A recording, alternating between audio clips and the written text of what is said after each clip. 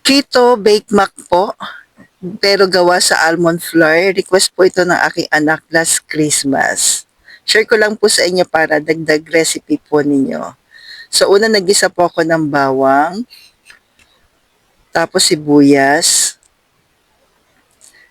then giniling na baka po. So, yun ang request niya na-miss niya kasi. Although, hindi na po siya naglo-low carb, pero sabi ko, dapat mas healthy yung gagawin natin, anak.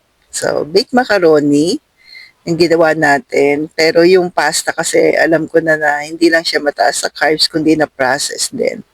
Tapos naglagay na tayo ng asin at paminta at hindi rin talaga maganda yung ganoong pasta po. Kaya naghanap po ako talaga ng pangkito na pasta pero hindi nalalayo. So naglagay tayo ng paprika powder. Hindi nalalayo, ibig sabihin sa low carb yung pasta. Then tomato paste. Hindi po ako naglalagay ng tomato sauce sa simula na mag-low carb po ako. Kasi karamihan dito sa tomato sauce ay may asukal.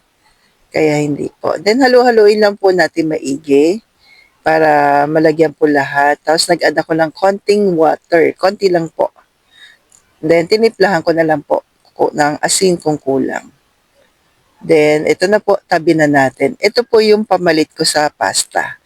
Almond keto pasta po. And sa ingredients na check ko na rin po, meron lamang siyang 2 net carbs sa 100 grams. Yung isang pack po nito ay 100 grams at meron lang po siyang 2 net carbs. At ang ingredients ay almond flour lang din po at may iba pa pero pasok pa rin sa atin. So pakukuluan lang po yung tubig, then nilagay ko yung pasta ng 6 minutes. 5 to 6 minutes po. Halu-haluin lang time to time. Yan, kaya sabi ko sa birthday ko, maggagawa din ako nito. So, may ganun. Pang special occasion, syempre, yan. So, ito na po. Yan. Tikman nyo lang po pagka okay na. Sa akin, tinikman ko siya. Mas gusto ko yung 6 minutes. Tama-tama lang. Then, ito po. Hinalo ko na po siya doon sa ating giniling sa mga pinakasas natin.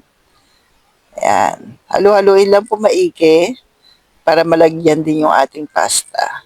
Then, gawa po tayo ng white sauce, butter, yan. Butter po, not margarine or margarine. Butter po, butter.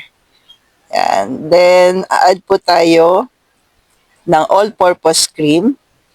Dalawang ganito kalaki po yung ginamit ko. Pero pwede na rin naman, depende sa dami ng pasta nyo po. Tapos, add ng grindahan o low-carb na cheddar cheese. Tapos, parmesan cheese din po ng grindahan. Dahil nga po Christmas to, ay sinarapan ko na talaga. Talaga nga naman.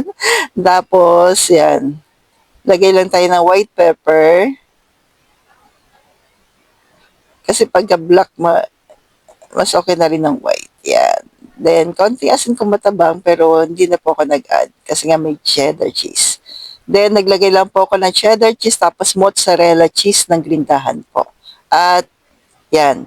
Binalik ko lang po, nilagay sa microwave para mag-melt lang po yung cheese. At eto na, sobrang sarap, ka-low carbs.